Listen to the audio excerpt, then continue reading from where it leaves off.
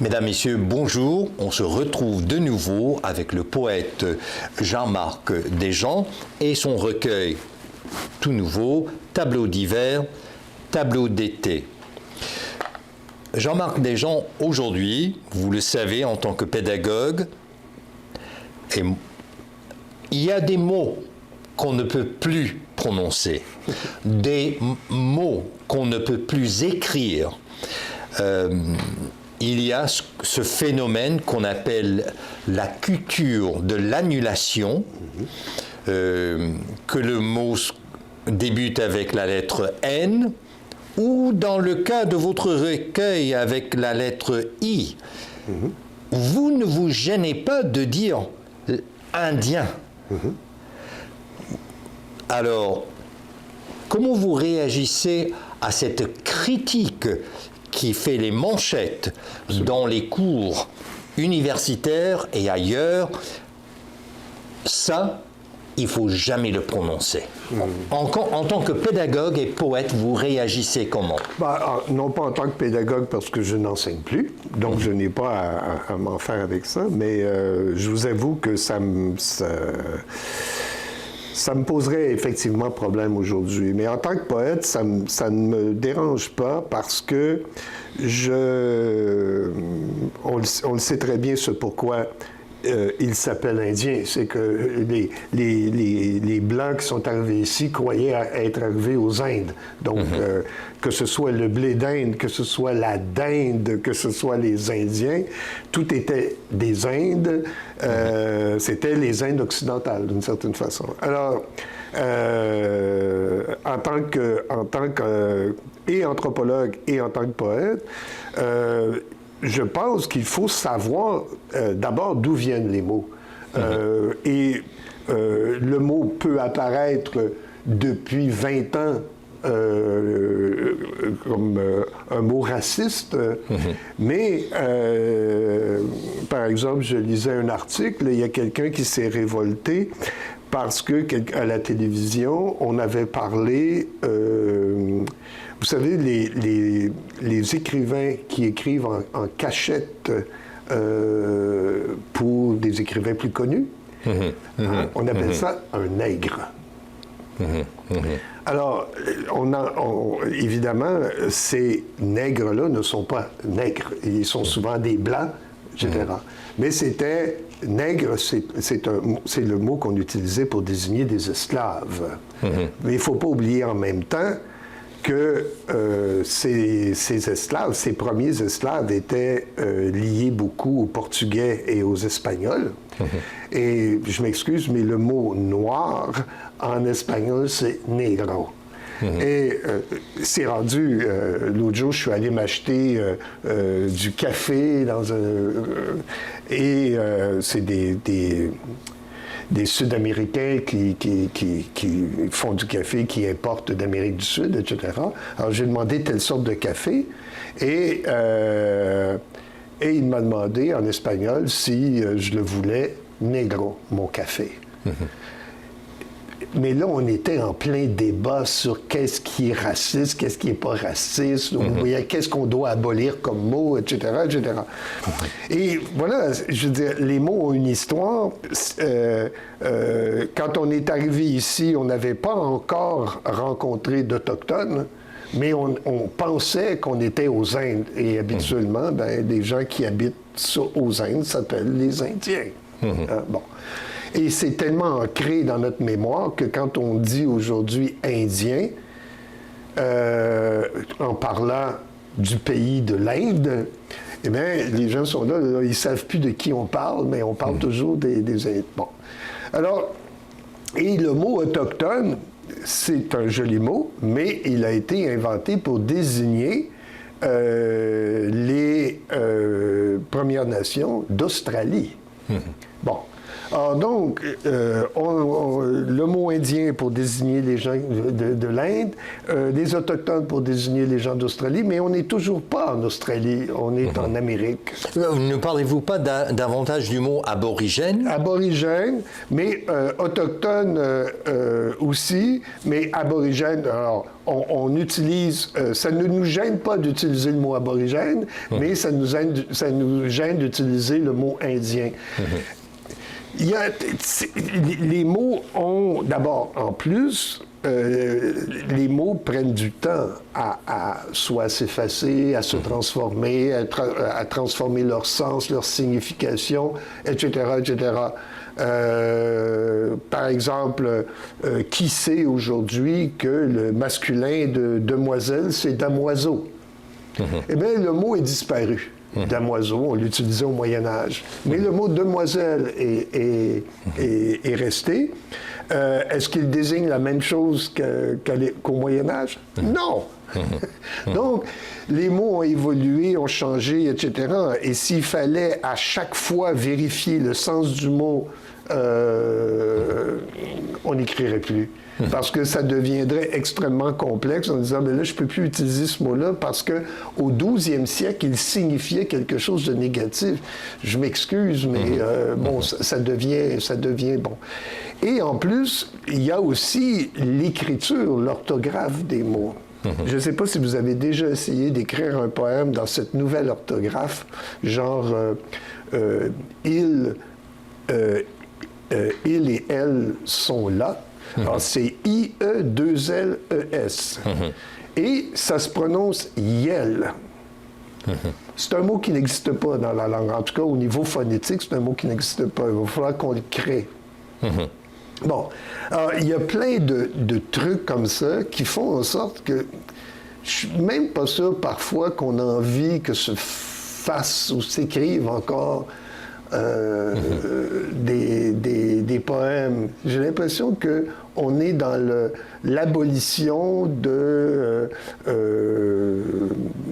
certaine écriture, d'une certaine liberté de l'écrivaine ou de l'autrice ou de l'auteur. Voire de liberté d'expression. De liberté d'expression. Aujourd'hui, par exemple, je ne sais pas si vous connaissez Serge Gainsbourg, bon, il serait totalement interdit aujourd'hui. De sa première chanson à sa dernière chanson, il serait totalement interdit. Est-ce qu'il a apporté beaucoup de choses à la chanson française? Oui, énormément. Entre autres, tout cet intérêt pour la musique reggae. De l'appropriation culturelle. Donc, on n'a pas le droit d'utiliser du reggae. Bon. Alors, il serait interdit. Il faudrait rejeter l'influence que le reggae a eue sur la musique populaire européenne en particulier, mais américaine aussi.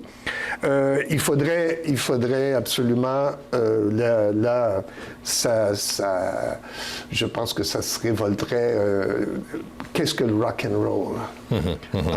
D'une fusion entre certaines particularités du jazz, par exemple, et du bebop qui existait avant le rock and roll.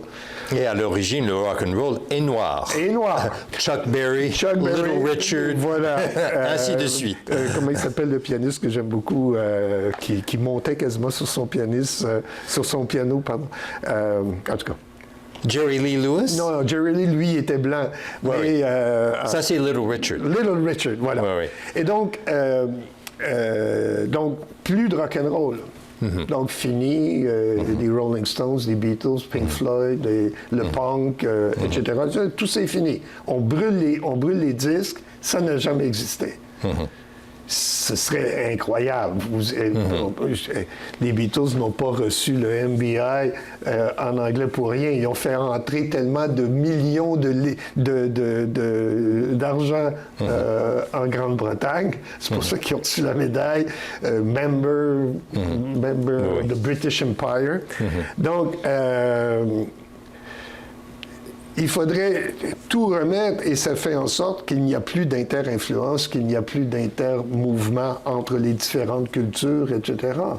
Alors, je pense très sérieusement, effectivement, que les cultures, en général, se sont croisés, inter-influencés, etc. Oui, c'est vrai que la culture blanche a eu une influence énorme à cause de l'envahissement de l'économie en particulier, mais si on regarde depuis au moins 150 ans, en Occident, là je ne parle pas des États-Unis, la culture s'est créée à partir des marges d'un pays. Si vous regardez les grands écrivains, si vous regardez les peintres, prenez par exemple les peintres à Paris entre 1910 et 1950. Ils sont espagnols, ils sont italiens, Modigliani, Picasso, Salvador Dali, etc.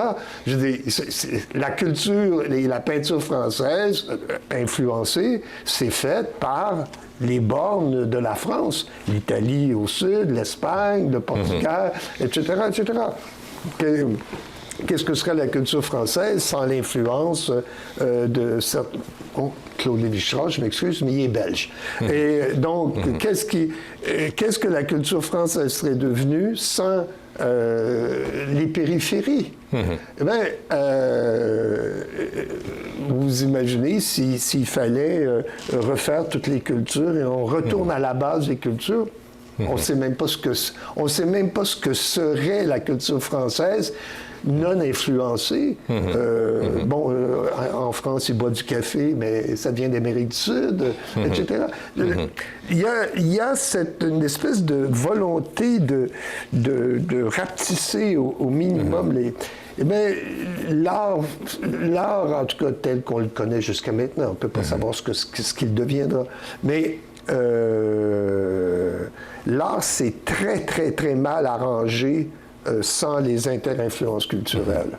Oui, en effet, comme spécialiste en sciences des religions, quand je regarde ce mouvement de l'annulation de la culture qu'on appelle woke, W-O-K-E, et en parlant de l'évolution des mots et du langage, ce mot vient de s'installer dans le discours public au Québec, au Canada, aux États-Unis, mais mon regard comme spécialiste en sciences des religions, quand ça s'est défendu, ça s'est défendu, ça s'est défendu, c'est interdit, c'est interdit, c'est interdit, on est dans un genre de puritanisme. Oui, c'est un néo-puritanisme, effectivement. Alors que le principe opérateur, c'est ce que j'appelle l'hybridité culturelle.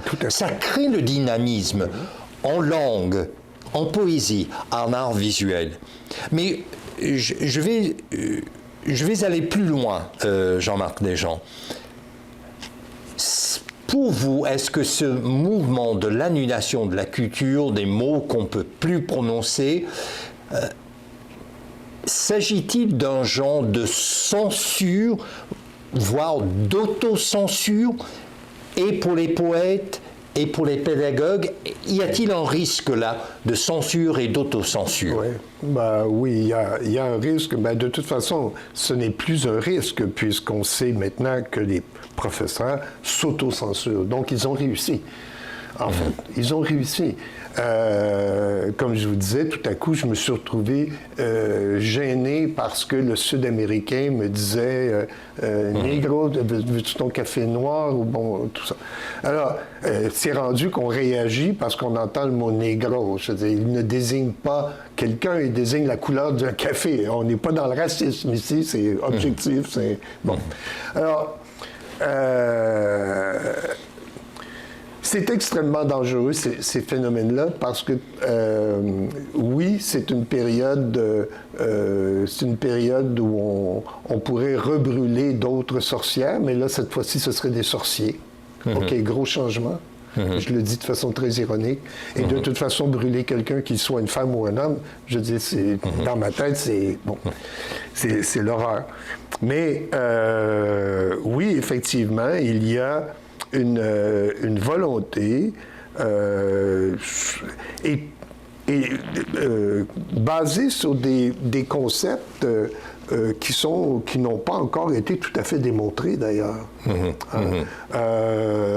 on blâme, je sais pas, mais on blâme beaucoup la French Theory d'avoir développé des concepts comme, par exemple, qu'on retrouve chez Michel Foucault. Oui, Foucault a eu des idées géniales sur un certain nombre de choses, mais il s'est aussi trompé sur un certain nombre de choses. Mais ça, on ne se pose pas la question s'il s'est trompé sur les bonnes choses ou a eu raison sur les bonnes choses. Bon.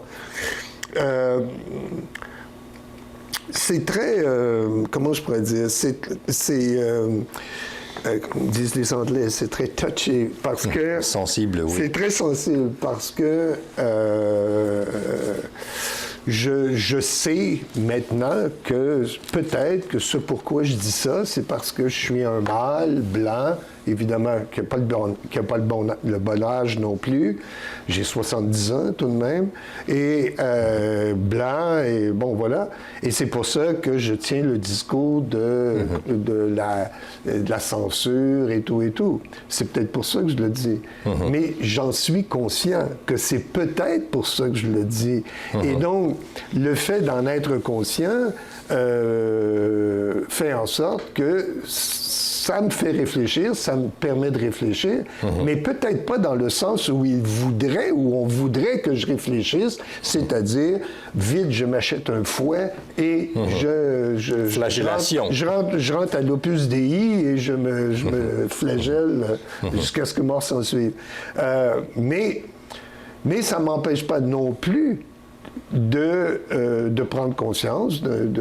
Bon, c'est sûr qu'en tant qu'anthropologue, comme je disais toujours, il y a juste les anthropologues qui ont le droit de faire des blagues racistes, parce qu'ils savent au moins que c'est une blague raciste. Bon, mais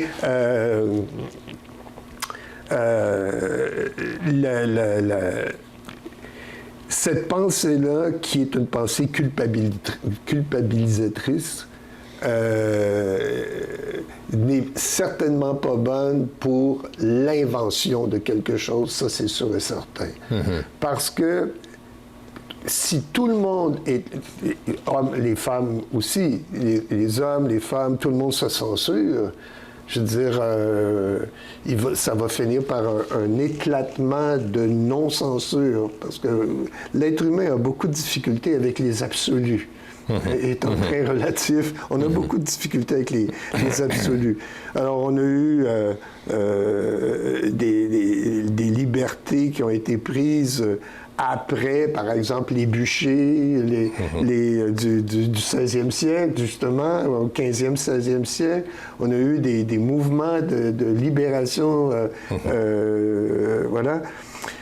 Donc, il y a toujours eu des époques qui ont répondu à des époques. Alors, peut-être est-on en train de répondre au free love des années 60-70, au free jazz, au free rock, au free. Il y a trop de choses free, donc on va...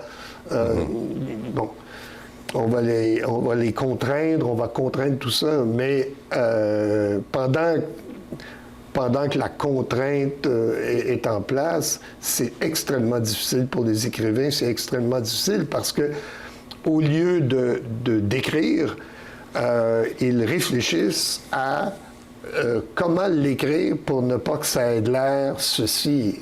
C'est vraiment et Foucault l'avait prévu, effectivement, dans les mots, pas dans les mots et les choses, dans Surveiller et punir, où il fait la prévision que très bientôt, à un moment donné, on n'aura plus besoin de prison parce que les gens vont s'auto-censurer. Et donc, chacun va devenir son propre surveillant de prison. Alors, c'est un peu ce qui est en train d'arriver. Des professeurs d'université qui n'osent plus parler de ceci, et énoncer un concept, etc., basé sur des choses sérieuses et tout, ou ne plus être capable de donner le titre d'un livre hein, parce qu'il contient le mot nègre, ben, je dis, ça n'a aucun sens. Je dis, le titre du livre, c'est celui-là. Pour telle raison, c'est celui-là. Pour des mauvaises raisons, peut-être. Pour des bonnes raisons, peut-être, mais le titre, c'est celui-là. Alors aujourd'hui, on va étudier pourquoi ce type de livre a déjà existé. Ce serait pas mal. Hein? Ce serait, bon, discutable, analysable, etc. Mais ne pas donner le titre parce qu'il contient le mot nègre, non. Ça, je trouve ça une horrible. Je trouve que c'est même pas intelligent, c'est juste hypocrite, en fait. The N-word. Come on, everybody knows what the N means. On n'est pas en train d'oublier le mot, là. On est juste en train de le cacher, comme un cache-sexe, en fait. C'est ridicule. Mesdames, Messieurs, on est en droit de se poser la question, ici, à l'école autonome. Est-ce qu'on se retrouve dans le contexte du livre de Ray Bradbury, Fahrenheit 451? Va-t-on se censurer l'autre au point de brûler des livres par peur d'offenser les autorités? On revient en quelques instants avec le poète Jean-Marc Desjans et son tout récent recueil Tableaux d'hiver, tableaux d'été.